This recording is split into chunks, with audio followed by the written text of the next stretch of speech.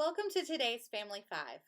I'm Kelly Belt, Director of Family Ministries at First Christian Church. Have any of you ever come across some of these in your home? They used to be pretty common in a house or a glove box in a car. These are road maps. Maps help people find their way from place to place. If you moved into a new town, you used to have to buy a street map to figure out how to get to work, school, or church. If you went on vacation, you'd need an interstate map to help you get from home to Disney World. Then when you got to Orlando, you'd need another street map to help you find your hotel. And once you got to the park, you'd need a map to help you find all the rides. Imagine if you were to get lost and all you had to find your way were these maps.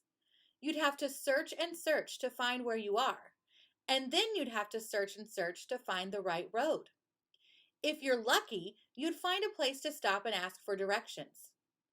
You can probably imagine how many arguments moms and dads would get into when they got lost and dad wouldn't stop and ask for directions. All these maps are now obsolete thanks to smartphones and GPS. Now almost everyone has an app on their phone that not only gives them directions, but also tells them where they're at all times. When we are lost in life, we have a source in God and His Word, the Bible, that can tell us where we need to go. God always knows where we are, how far off the path we are, and what it takes to get back on the right path. And God will never say no when we ask for help. He will always be there to help us find our way back. One day, we may find we don't need our phones to get around anymore.